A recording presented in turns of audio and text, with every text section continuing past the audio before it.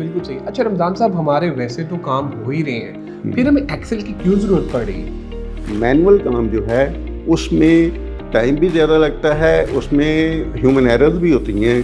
तो सबसे पहली इसकी एक्सेल की खूबी ये है कि इसमें एक्यूरेसी पाई जाती है। जो कुछ आपने डाटा गैदर किया है वो सारे का सारा जो है बार बार इस्तेमाल हो सकता है। तीसरी चीज़ ये है कि बहुत बड़ी डेटाबेस के ऊपर आप एनालिसिस कर सकते हैं, उसके रिजल्ट निकाल सकते हैं। एक्सेल का नॉलेज या स्किल जिस शख्स के पास होगा उसके लिए अच्छे कैरियर भी अवेलेबल हो सकते हैं। तो ये कैरियर डेवलपमेंट के लिए, कैरियर में तरक्की ग्रोथ लाने के लिए भी एक्सेल का स्किल का नॉलेज जरूरी है।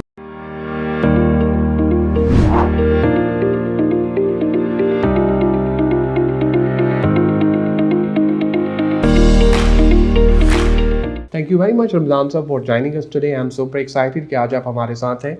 Welcome on board. Thank you sir. अच्छा रमज़ान साहब, बहुत ही इंपॉर्टेंट टॉपिक है ये। टॉपिक जो है वो हमारे जो फॉलोअर्स हैं उनकी तरफ से था कि जी एक्सेल के ऊपर एक लेक्चर जो है ना, या एक इंटरव्यू वो रखा जाए। हम लेक्चर भी इंशाल्लाह ताला प्लान कर रहे हैं कि हम वो भी करेंगे इसके ऊपर, लेकिन हमने कहा कि माशाल्लाह you are one of the number one Excel trainer of Pakistan. जहाँ पर एक्सेल का नाम आता है वहाँ पर पाकिस्तान में आपका नाम आता है। बड़े बड़े इदारों में आपने काम किया और बड़ी डिफरेंट रिपोर्ट्स जो हैं वो एक्सेल पे आपने बनाई भी हैं। तो सबसे पहले हमें ये बताइए कि एक्सेल क्या है और इसका मुख्तसर सा तारुफ जो है अगर आप करा दें तो बड़ा बेहतर होगा। जी thank you Hasan. Excel Microsoft company ने इसको डेवलप किया है। ये एक स्प्रेडशीट प्रोग्राम की कैटेगरी में आता है। स्प्रेडशीट ऐसे प्रोग्राम को कहते हैं जिस पे आपको एक शीट में रोज़ एंड कॉलम्स की शक्ल में आप डाटे को मैनेज कर सकते हैं। एक्सेल के ज़रिए आप डाटे को गैदर कर सकते हैं, इसको ऑर्गेनाइज कर सकते हैं, उसके ऊपर एनालिसिस कर सकते हैं और ख़ूबसूरत प्रेजेंटेशन की फॉर्म में मैनेजमेंट के लिए या अपने इस्तेमाल के लिए इसको रेडी कर सकते हैं। बिल्कुल सही। वंडरफुल रमज़ान साहब, बेहतरीन, बड़ा अच्छा इंट्रोडक्शन आपने जो है वो एक्सेल का दिया। अब ज़रा ये बताइए, क्या आप हमारे नॉलेज के लिए एक्सेल की मुख्तसर हिस्ट्री बयान कर सकते हैं कि एक्सेल जो है वो कब बना, इसका वजूद कब आया? एक्सेल से पहले 2-3 मशहूर प्रोग्राम चल रहे थे जिनमें एक विजिकैल्क है और उसके अलावा लोटस 123 है। 1985 में माइक्रोसॉफ्ट कंपनी ने स्प्रेडशीट प्रोग्राम की कैटेगरी में जंप करने का सोचा और उन्होंने इसका पहला वर्जन जो है एप्पल मैकिन्टॉश के लिए लॉन्च किया। एप्पल मैकिन्टॉश के लिए इसके वर्जन में ऐसी खूबियाँ शामिल की गई थी इसके इंजीनियर्स ने कि उसके बाद 2 साल के अंदर अंदर इसकी पॉपुलैरिटी इतनी बढ़ गई कि इसको IBM कंपैटिबल जो हमारा ऑपरेटिंग सिस्टम है, विंडोज़ ऑपरेटिंग सिस्टम, उसके लिए भी 1987 में माइक्रोसॉफ्ट कंपनी ने लॉन्च कर दिया। माइक्रोसॉफ्ट कंपनी के इस लॉन्च के पसे पर्दा मकासद थे, उसमें ये था कि विजिकैल्क और लोटस 123 में जो कमी पाई जाती है वो कमी सारी की सारी इसमें पूरी कर दी जाए। इसके इंजीनियर्स ने इतनी एफर्ट की, इतने फीचर्स ऐड किए कि यूज़र में इसकी बहुत मकबूलियत हो गई। अब ये दुनिया का नंबर 1 स्प्रेडशीट प्रोग्राम है और इसकी मकबूलियत दिन ब दिन बढ़ती जा रही है। 1987 से लेकर अब तक इसके हर 2 से 3 साल बाद नए से नया वर्जन आ रहा है। इस वक्त अगर देखा जाए तो ऑफिस 2021 के अंदर एक्सेल 21 है, एक ये है और एक इसके पैरेलल 365 वर्जन है। तो 2 वर्जन जो हैं एक्सेल 365 और ऑफिस 2021 में एक्सेल 2021, ये 2 वर्जन इस वक्त मार्केट में पाए जाते हैं। बिल्कुल सही। अच्छा रमज़ान साहब, हमारे वैसे तो काम हो ही रहे हैं, फिर हमें एक्सेल की क्यों ज़रूरत पड़ रही है? देखें, मैनुअल काम जो है उसमें टाइम भी ज़्यादा लगता है, उसमें ह्यूमन एरर्स भी होती हैं। तो सबसे पहली इसकी एक्सेल की खूबी ये है कि इसमें एक्यूरेसी पाई जाती है। यानी आप इसके फंक्शन को इस्तेमाल करते हुए जो कुछ भी करेंगे, इसके ऊपर जो कैलकुलेशन भी करेंगे, उन कैलकुलेशन में किसी किस्म की ह्यूमन एरर के चांसेस नहीं होते। फिर दूसरा ये होता है कि डाटे को आप ऑर्गेनाइज अच्छे तरीके से कर सकते हैं, डाटा मैनेजमेंट अच्छे तरीके से कर सकते हैं कि जो कुछ आपने डाटा गैदर किया है वो सारे का सारा जो है बार बार इस्तेमाल हो सकता है। फिर तीसरी चीज़ ये है कि बहुत बड़ी डेटाबेस के ऊपर आप एनालिसिस कर सकते हैं, उसके रिजल्ट निकाल सकते हैं, जबकि ह्यूमनली पॉसिबल नहीं है कि अगर आप 1 लाख 2 लाख 3 लाख रोज़ के ऊपर डाटा है, उसको कैसे आप सम करेंगे, एवरेज करेंगे, उसके अंदर से मिनिमम मैक्सिमम कुछ और निकालने की कोशिश करेंगे। फिर तीसरी इसकी खूबी ये है कि आप बार बार एक ही डाटा के ऊपर डिफरेंट एनालिसिस करना चाहें तो वो सारा रिपीट कर सकते हैं आप अपनी इस चीज़ को। फिर एफिशिएंसी, जो काम 10 बंदे मिलकर भी नहीं कर सकते वो काम एक ही बंदा एक्सेल की स्प्रेडशीट को यूज़ करते हुए आप बहुत अच्छे तरीके से और बहुत कम टाइम में क्विकली इसको कर सकते हैं। और सबसे अहम बात कि हमारी जो कंपनियां हैं, आने वाले दौर में जितने इदारे हैं उनमें ज़रूरत, डाटा को हैंडलिंग की ज़रूरत जो है वो बढ़ती जा रही है। तो ऐसी सूरत में एक्सेल का नॉलेज या स्किल जिस शख्स के पास होगा उसके लिए अच्छे कैरियर भी अवेलेबल हो सकते हैं। तो ये कैरियर डेवलपमेंट के लिए, कैरियर में ग्रोथ लाने के लिए भी एक्सेल का स्किल का नॉलेज ज़रूरी है बोलना। बिल्कुल सही। अच्छा रमज़ान सर, जब हम आपके साथ ये सेशन प्लान करें तो people are following us on LinkedIn, YouTube और जो फेसबुक पे जो हमारे फॉलोअर्स हैं, they are very important for us. उनके कुछ क्वेश्चंस हैं, मैं उनके बिहाफ पे आपसे ज़रूर पूछूंगा। एक हमारे फॉलोअर हैं, उनकी किराना स्टोर है। वो ये चाहते हैं कि मैं मैनुअल पे बहुत सारी चीज़ें करता हूँ, लिख के पर्ची दे देता हूँ कि जाओ जी घर जाके, और इस तरह से अपना रिकॉर्ड रखता हूँ, लेकिन वो पर्ची गुम हो जाती हैं। मेरे बेटे ने मुझे मशवरा दिया कि एक कंप्यूटर ले लें और हम उस कंप्यूटर पे ना काम करते हैं। अब वो एक्सेल कहते हैं मुझे आहिस्ता आहिस्ता चलाना मैं सीख रहा हूँ, लेकिन मैं इसमें किस तरह से एक्सपर्ट बनूँ, आइटम्स नंबर्स और जो लिस्ट है, और किस तरह मैं एक अपनी प्रॉपर शीट बना लूँ, डाटा बना लूँ, जिससे मुझे पूरे महीने का इन और आउट पता चल सके। देखिए हसन, ये बहुत अच्छी अप्रोच है कि मैनुअल से शिफ्ट होके कंप्यूटराइज रिकॉर्ड की तरफ जा रहे हैं। और जैसा कि इससे पहले मैंने इसकी खूबियों का जिक्र किया है कि मैनुअल पे अगर आप उसी को दोबारा से कुछ एंट्री करना चाहें, उसके अंदर चेंज करना चाहें तो वो बहुत मुश्किल है, आपको दोबारा से नए से लिखना पड़ेगा।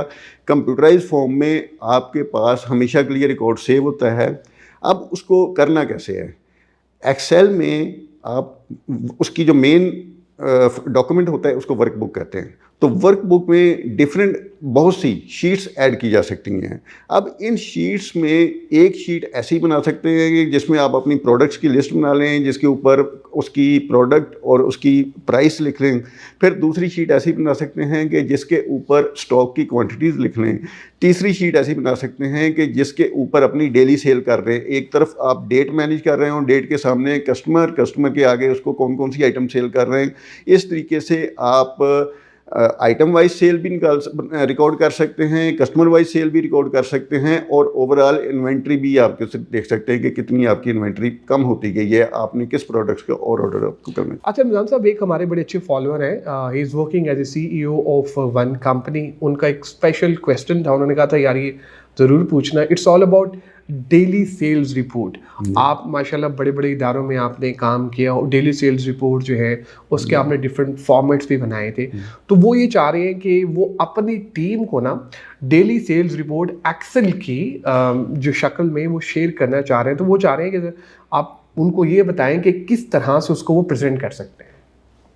लेकिन सबसे पहले सेल्स के रिकॉर्ड करने के लिए, सेल्स डाटा इकट्ठा करने के लिए एक सिस्टम बनाना पड़ेगा, चाहे वो मैनुअल हो या किसी डेटाबेस मैनेजमेंट के सिस्टम के ज़रिए हो। अब सेल्स हो रही है स्टोर्स पे हो रही है या डिस्ट्रीब्यूटर्स पे हो रही है। मेनली रिटेल सेल्स जो है आउटलेट्स पे या डिस्ट्रीब्यूटर्स पे होती है। तो अब आउटलेट या डिस्ट्रीब्यूटर का डाटा एक जगह पे हेडक्वार्टर में कहीं पे इकट्ठा होगा। उस डाटे को चाहे वो ईमेल के ज़रिए हो या किसी एडवांस सिस्टम के ज़रिए हो, किसी डेटाबेस में सेव हो रहा हो। अब उस डाटे को डेली बेसिस पे एक्सट्रैक्ट करके तो डेली सेल रिपोर्ट बनाई जा सकती है, जो कि लोकेशन वाइज भी होगी, जो उसकी टीम मेंबर के हिसाब से भी होगी। अब उससे आगे फर्दर उसको एनालाइज किया जा सकता है, उसकी डिफरेंट शेप्स प्रेजेंटेशन बनाई जा सकती है कि डेली बेसिस पे देखा जाए कि मेरे किस लोकेशन पे कितनी सेल हुई है या मेरे किस टीम मेंबर ने कितनी सेल की है, और ये टारगेट के वर्सेस इसका रिजल्ट क्या है। क्या मेरे टीम मेंबर ने अपना टारगेट आज के दिन का, कल के दिन का अचीव किया है या नहीं किया, या मेरे एक लोकेशन ने अपना टारगेट अचीव किया है या नहीं किया।